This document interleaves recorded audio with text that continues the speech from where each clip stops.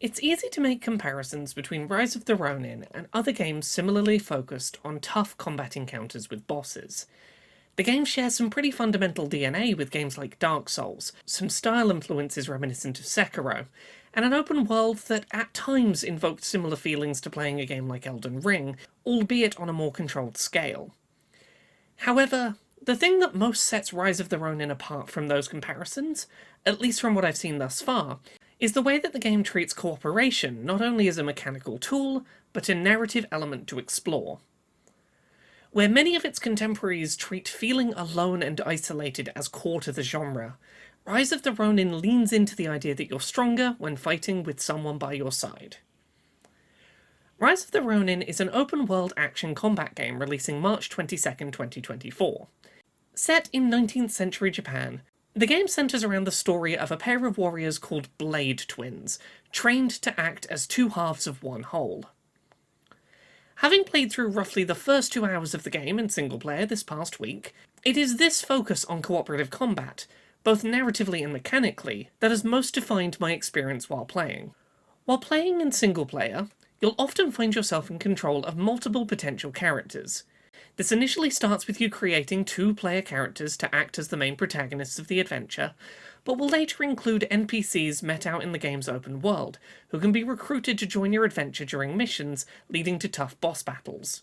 Any characters you're currently not controlling can be swapped to in real time, with those not under your active control becoming AI companions, capable of damaging enemies, creating distractions, or reviving downed teammates at the expense of a healing item, the game's equivalent of an Estus flask. This switching between characters has a surprising number of uses, though not necessarily the ones I would have expected. Generally, it seems that bosses will prioritise the character you're in control of during single player, meaning that switching to avoid enemy aggression often doesn't last very long. However, if a boss is committed already to a lengthy attack combo, switching characters might allow you a moment to take control and strike from behind, for example, while the boss is already committed to attacking one target. Additionally, each character is able to be equipped with 2 weapons at a time, allowing for a wide spread of potential weapon types to be available to you if you're tackling a mission as a party. This becomes important as you progress, as certain weapon types have advantages and disadvantages in certain matchups, making switching characters and switching between their weapons at times an important part of harder fights. One thing that I really appreciated is that once you've made it through the game's fairly robust character creation, you're able to choose your combat class from an informed perspective, rather than just based on gut instinct. After you've selected a starting class, with its associated weapon proficiencies, you're given a chance to try out the game's suite of basic weapon types, in order to confirm that you actually enjoy playing using the weapon types you've specialised towards. This ability to reselect class, after having had a chance to go hands-on with weapon types, really helps to avoid a sense of regret, and was something I thought was particularly notable.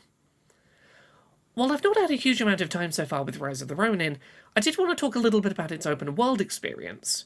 While I made a brief reference early in this preview to Elden Ring, I think it's important to set expectations when making that kind of comparison. Once you get past Rise of the Ronin's fairly linear introduction, you are set loose into a fairly open world to explore. While there are fairly obvious plot objectives signposted, and a clear order so far to progression, the game left a decent amount of freedom within that experience. I don't get the same sense that you're going to be stumbling upon full-on boss battles in the middle of a big open field completely by accident, but there is a degree of ability to pick something that looks interesting and just sort of head toward it. The open world is dotted with villages that have been taken over by bandits, which can be retaken via a combination of stealth and traditional combat. By sneaking up on them, many enemies can be killed in a single stealth attack, quietly not drawing attention. The game is pretty good about making it clear visually which enemies this will work on and which ones will still need a little bit of fighting. While alerting an enemy and entering regular combat will draw the attention of some nearby enemies, it feels like there's a much smaller range of enemies that get alerted here than in many other titles that offer stealth approaches to encounters. In practice, I found this meant that a failed stealth encounter usually only led to me fighting 2 or 3 enemies at once, a pretty manageable number comparatively, allowing me to return to attempting a stealth approach and not just making the whole mission a wash in that regard. Liberating these villages tended to make NPCs available to interact with, often leading to side quests, which when completed did things like opening up access to shops. Beyond the challenging combat, the comparisons to series like Dark Souls are fairly easy to spot. There are flags to raise which function like bonfires, an Estus flask equivalent, and a resource that's dropped upon death which can be recollected, but could be lost forever if you die again. The final of these comparisons is perhaps the one, however, that varies the most from its contemporaries, and is most important to elaborate on. When killed in Rise of the Ronin, players drop karma, a resource which, like XP, can be used to eventually earn character level-ups. This dropped karma is held by the enemy that killed you, creating something called a vendetta. If you can kill that enemy before dying again, that resource is regained. While I can't go into too much depth currently, I did want to finish by running through some of the settings options offered by Rise of the Ronin, as well as some design choices which might help disabled players from an accessibility perspective. First and foremost, in single player, you can pause Rise of the Ronin. You can hit the pause button, and the game stops and there's no negative consequences. That alone feels worth acknowledging within this particular genre. Beyond that, Rise of the Ronin features an adjustable HUD, UI elements that can be toggled between 3 common colourblindness focused profiles, and the game has 3 difficulty modes which can be switched between at any time during a playthrough. Rise of the Ronin also supports swapping between a number of controller mapping presets, swapping stick functions, reducing the length of time needed for button holds to register, the ability to turn button holds into toggles, auto lock-on, aim assist and auto-aiming support, automatic melee combos, and the ability to automate options like contextual crouching and item pickups.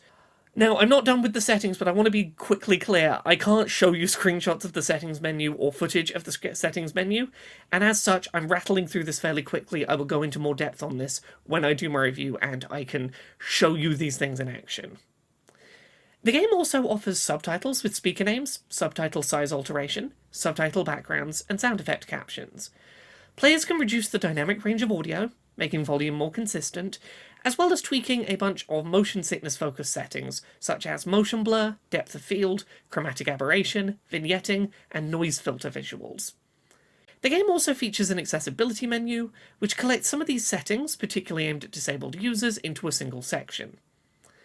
While I've not had enough time with the game so far to test how all these settings work in practice, or to test how they function with the game's co-op mode, I did want to take some time to highlight their existence. I can so far say that the game's difficulty customization mechanics and ability to pause are particularly reassuring to see implemented, and in conjunction with being able to use AI characters to revive myself if I fell in combat, I've been really pleased with this game's balance between being challenging and offering tools to help overcome that challenge.